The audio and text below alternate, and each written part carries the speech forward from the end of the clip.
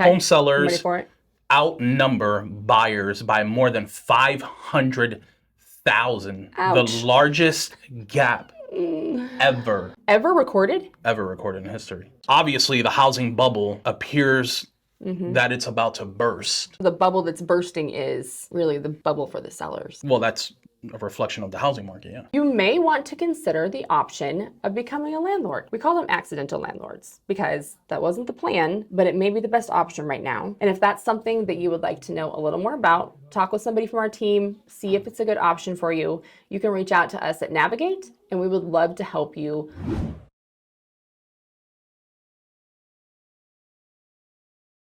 We are here. This is the Navigate Real Estate Show where we talk about hot topics in real estate, and we also talk about what's going on and the implication in the North Texas region. I'm Ernesto. I'm Judy, and together we have closed over 500 million in real estate transactions. We've signed over 5,000 leases. How many? 500 million. Wow.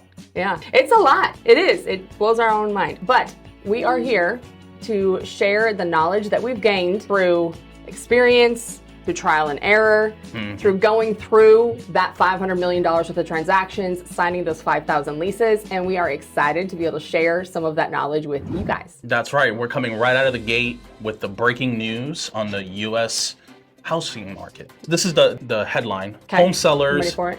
outnumber buyers by more than 500,000. Ouch. The largest gap ever. That is It's the not really- largest gap ever recorded. So, Ever recorded? ever recorded in history of the United States of America. Really? Even like when we had the bubbles, 2008, all of that? Yep. Wow. Yep. The housing price growth is slowing down, obviously nationwide. Which isn't necessarily a bad thing. It needed to correct a little bit. So, Judy, is this a trend, trap, or an opportunity? Ooh, well, when you see a big shift like this, especially when it happens, I feel like we've been hearing whisperings of this potentially happen. I don't think anybody really wanted to believe that what we were seeing was actually going to continue in the real estate marketplace. So I feel like for some people, it's a trap. They're stuck with their house. You know what I mean? Like if you have to move, if you need to sell, whatever, you could be stuck with your house for an additional 3, 4, 5, 6 months. Or like what we're seeing right now, we're seeing a lot of like accidental landlords. They can't sell their house, so they're deciding to rent for a year or two. Thankfully, most of those people had purchased these houses back when interest rates were the glory days, right?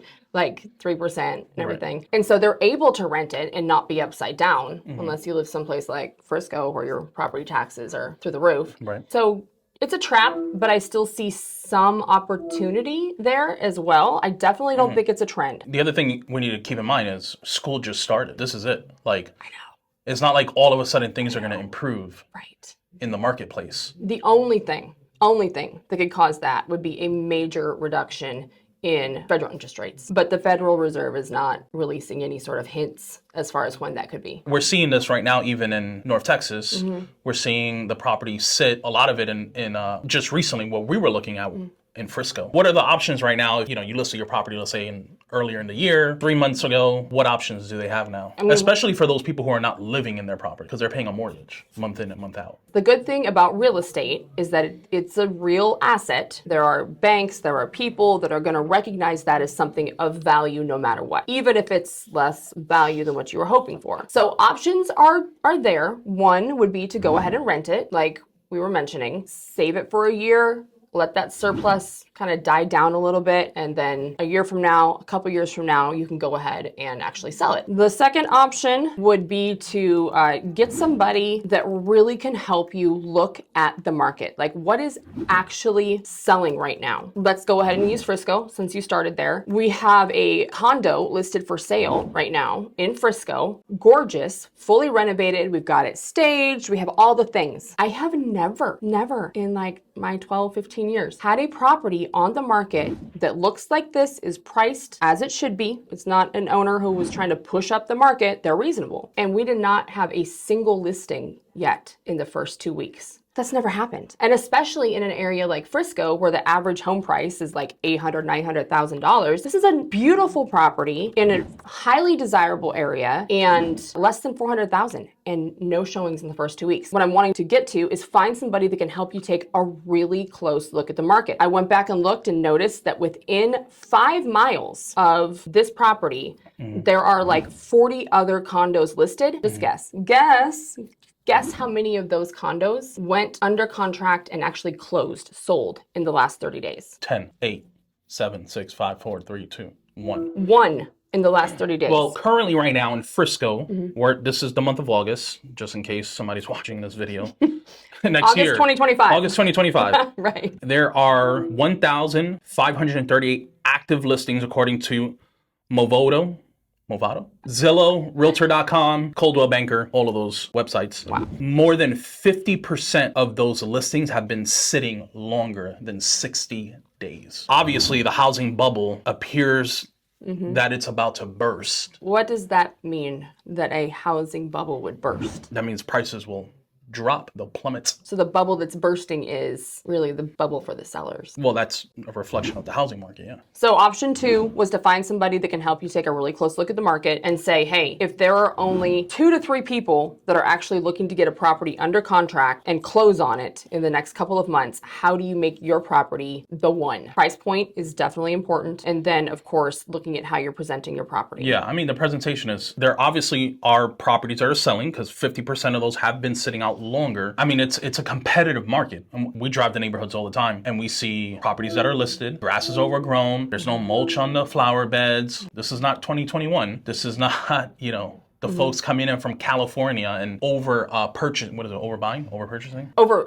Paying over market. Yeah, paying well over market. That's not the market that we're in anymore. So now you have individuals who are kind of stuck. Number one, they were hoping to have a good cash out, right, good amount of equity. Now they're seeing that that's not available for them. But the good news is you have to be strategic. So there is an opportunity here to be strategic, which is to wait for the mortgage rates to come down. But while you're waiting, you don't want your property to sit vacant. Then you lease out your property, you get a renter. So at least somebody's paying rent and it can pay either some of your mortgage, most of your mortgage, or above and beyond your mortgage. You may potentially be able to cash flow depending on the situation that you're in. So if you're in North Texas and your property has been sitting on the market and you're scrambling, you don't know what to do, this is a great opportunity for you to potentially lease out your property. Navigate Property Management can do that for you. Contact us today for a free analysis where we'll go over the comps, we'll talk about strategy, we'll talk about what potentially the market will look like in the next year. This is a great opportunity for you to not feel like you're stuck or you've lost out on the market. This is a good opportunity for you to lean in and hear more about what's going on in the marketplace and potentially rent out your property. So click the link or call the number. We'd love to connect with you. Have a good day. A lot of individuals don't really know how to leverage their equity. That's true. There are different ways to be able to utilize the equity in your property. One of those ways is obviously doing a credit line if you need the liquid. The other one obviously is renting out your property. What do you say to someone whose property has been sitting now for more than 60, 90 days? What's the option for them? A really great opportunity is to become what we call an accidental landlord. Your property's been sitting, you work with a team like Navigate to run the numbers. We can do that with you. What's it gonna cost to rent it? What all your expenses gonna be? Is this reasonable? Who knows? You may even become an accidental investor. Rent out your property, get familiar with the rental calculators and what that looks like. Do some projections for yourself. You may just be planning to rent it for a year. You may do some projections and say, oh my goodness, I could hold this for 5 years. And even though my appreciation may not go a whole lot over what it currently is, my total value of my home, I'm gonna end up making X amount. I can reinvest that in something else. There's just a lot of options. There is. So let's get a little bit more tactical, maybe with understanding the opportunity here, because I think a lot of times it's easy to create content and we're talking from this level, like, oh yeah, just rent it out. And like literally, like Judy, you're living in Frisco right now. Listed your property in May, May 1st. just completed a renovation. Just completed a I'm renovation. so excited for it to go on the market. Yep. Someone's going to love it. It's a beautiful house. I'm sure it is. It's Frisco, Texas. We get it. It's not selling. It hasn't sold. You haven't got any offers. It's sitting. What do you do? What's the first thing you're going to do? How do you do that? What's the first step? There are a few platforms out there, but it'll give you a general idea. Yeah, you want to get a general sense of what's renting out, what potentially your property can rent out for. That's the first step. The second step would be to hire an expert, obviously. So find a local property management company,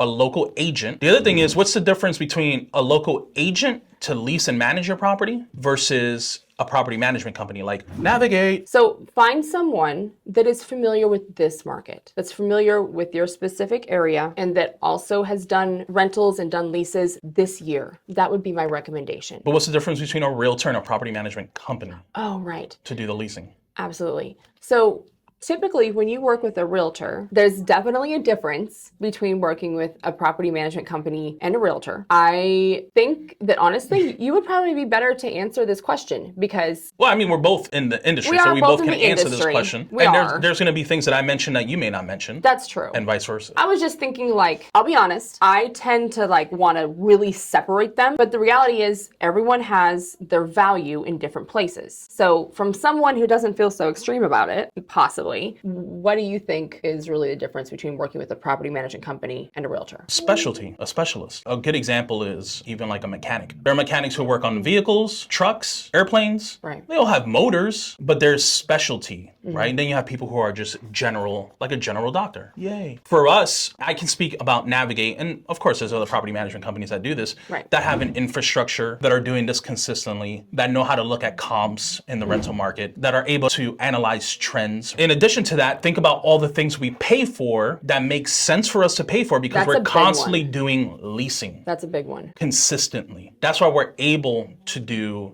for example, a flat fee for leasing. As of today, that can change at any point in time. Just everybody knows. Don't hold me to it. You didn't say how much the flat fee was. Right. When we say like Zillow, there's Premier Zillow. When we say homes.com, anybody can post something on homes.com, but we pay realtor.com, Zillow, and then also social media. We have a social media person, TikTok, Facebook, all of that good stuff. So we have an infrastructure because we're doing this day in and day out. A lot of times you may go look for a realtor and they just may not know, right? That's a huge part of it. That's a big difference. But even the bigger one is retention, right? You want to get a resident who is responsible, who's paying rent on time. That's where we insert the application process. Tried and true. We get landlords all the time, like, hey, I used the XYZ person, right? And then they're not paying rent. Or how many leases have we done now? We've signed at least 5,000. As far as looking at applications, at least 3 times that many. And of course, we have a team now but we're still overseeing the team. We're still in the business. We work on it, in it, upside down, above it, all around it. We're living in it. We're recording this in the middle of the day before we head off for the weekend to go hang out with the kids as a last summer getaway for the weekend. Getting back to understanding what that looks like for a landlord. So, I mean, not a landlord, a potential landlord. Potential landlord. Okay, so you were talking about the difference between working with an agent or working with someone who doesn't do leasing that often, possibly even posting it yourself, which you can do. Those sites do offer some free posting, but however, your listing is most likely going to get lost amongst those that are actually being paid for. And listen, most people want to reduce friction in their life. They're not trying to add a whole new process. Like, let me learn how to be a landlord now and process an application. And most of the time, we're going to respond with our emotions. That's one of the things that we have the opportunity. It's like, okay, let's remove our emotions from the process because we need to be analytical about this. Right. Things that always just blows my mind. No. Just track with me. I'm not tracking. Okay. I'm going to get you there. People don't treat their properties with as much honor as they do other investments. There aren't very many people out there that are out there trading their own stocks, out there investing their own money, out there controlling what's happening with their 401k and moving stuff around because they trust an expert. Now, one of the beautiful things about investment real estate or real estate in general is that you can learn and start to do a little bit of your own investment. I love that. But we're talking about $100,000, $300,000, $500,000, $1 million asset. This thing is worth $1 million. We're talking about a lot of money. And sometimes I feel like even the access to information that's online, everything that you watch on HGTV, people are like, oh, I can do it myself. I mean, maybe that would be cool, but at least talk to an expert about what this would look like if I did it myself. Yeah, and listen. exhaust all your options. Yeah. Sit down. Get some input as far as, I have a $600,000 home. That's $600,000, even if you owe on it, right? It's still an asset. Get someone who really does know about the real estate and investment market and talk with them. At least have a conversation. If your home is sitting on the market and you're trying to figure out what options you have to take care of this home, to figure out what to do with your equity, you may want to consider the option of becoming a landlord. We call them accidental landlords because that wasn't the plan, but it may be the best option right now. And if that's something that you would like to know a little more about, talk with somebody from our team, see if it's a good option for you. You can reach out to us at Navigate, and we would love to help you. Just take a look at what's happening with your home in the market. See if renting it out is something that would work for you. Short term, long term, who knows? You might go from an accidental landlord to an accidental long-term investor. You can click the link below, or you can call the number in the description, and we look forward to talking to you. So let's get back to the U.S. housing market. Again, home sellers outnumber buyers by more than 500,000, the largest gap ever recorded. Okay, let's go over some really important points here as far as what we are seeing, what people are saying, and what's important for people to take away. Okay, so the first one is, especially here in North Texas, Dallas-Fort Worth remains one of the most resilient rental markets in the country, even when national trends soften. True or false? True. We know multiple people that have decided to sell their house and rent for a while, because there's so many options. We know lots of people that are investing more in not just we know them, that's what Dallas-Fort Worth is known for, is build to rent, give people an option until they're ready to build their dream home. A really big part of our rental market being so stable is that our cost of living in North Texas is so much lower compared to other quickly growing industrious areas of the US. People just keep moving here. They're coming in droves, like a exodus to Texas. There's just always new people. In fact, we say all the time, if you meet somebody, you're like, where are you from? And they're like, oh, I'm from Dallas. You're like, really? Good for you. Because you just meet so many people from all over the place these days. So where do you see the housing market in the next 6 months? What do you think is going to happen? What's your prediction? Well, it depends. It depends if people keep listing homes at the same clip that they currently are. Even though North Texas literally has like 5 of the fastest growing cities in the United States. That's crazy. Even though we have that, as builders have been able to catch up with their inventory from being behind from a couple years ago, and as a lot of individuals see prices going up, it really just depends upon whether individuals are going to continue to list their houses along with builders continuing to build. Because you got to remember, you have individuals and then you have the big box builders that have funding up to wazoo. So they're going to keep building, and they don't really care that much if the homes sit for a little bit. It's all part of their plan. They work that in. The average individual is not working in to their plan, their property sitting for 3, 6, 9 months. If there are more people, more individual owners that see the market is not preferable to their plan, they may wait to list it for sale. And if they do that, then I can see some of that surplus starting to shrink a little. There's some solutions for sure. But I mean, what do you think are some potential outcomes based upon what we're seeing, or some solutions? Well, number one, we need to see the rates come down. I mean, these rates are absolutely ridiculous. It's insane. Yeah. And then in the state of Texas, taxes, we have to figure out how to do something with these taxes. Well, they did pass laws last year that put a cap on the amount that taxes can rise year over year. That's nice. Yeah, it's really nice. What we saw 2 years ago, where like all of a sudden your taxes increased by like 50%. Now they're dropping that down to a very small percentage. The cities can't just decide to raise taxes like that again. But I mean, we're already here. That's the thing. People are paying a lot in taxes. And so for some people, they do just need to sell. Did you listen to Trump's message to realtors and homeowners? Let's listen. Special hello to everyone at the National Association of Realtors. I love people that are in the real estate business. I have a little bit of a proclivity for it. You play a vital role in helping Americans achieve the dream of homeownership, and together we will make the American dream more attainable than ever before. We are working to rapidly defeat inflation, which will bring down interest rates and put homeownership within reach of millions and millions for the first time in years. In April, inflation was just 2.1%, much lower than expected and much lower than the previous administration, which set record levels of inflation. Likewise, income soared by 0.8% in 1 month, almost triple expectations and close to record territory. Mortgage rates are down. We're slashing unnecessary regulations, and we are working to pass the largest tax cuts and reforms in American history, which will turbocharge our economy like never before. Nobody's seen anything quite like it.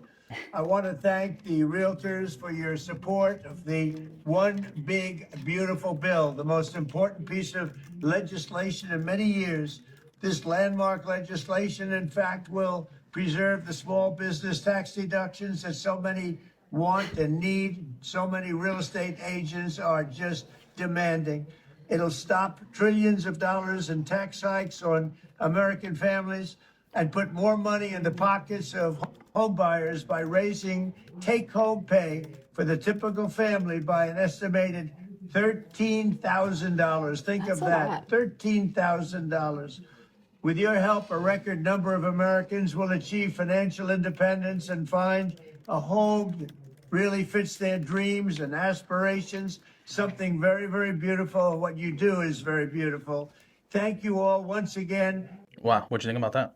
And so it's vague. There's not a timeline. There's not a, this year we saw inflation at 2.1% in April. By this time next year, this is the plan. There may be more of that specific information that you could dig into and just watch and see based upon what's happening now. What are the projections for later? But again, for the average individual that's not going to go research and say, okay, this is what he's saying by when. What do we see that's showing that's going to happen? It's pretty vague. It is promising that we Right. have had lower inflation, but I'll be honest, the first thing I think of, even when he says the average family is going to be able to take home $13,000 more, great. You know what the average individual would need to do with that $13,000 if they want to buy a house at the current interest rates? What? They'd have to buy down the points. That means you can pay your lender an additional $5,000, $10,000, $15,000 to go from like a 6% down to like a 3.75. But then you're still out of pocket any of that money that you made back. It does technically make home ownership and selling homes more probable, but we still don't really see exactly how that's going to happen without having a better idea of what's going to happen with interest rates. Subscribe, like, dial in, do all of that good stuff. Share it. Listen, there's good information here. You can learn from our mistakes. Thanks for tuning in, guys. Let's go navigate.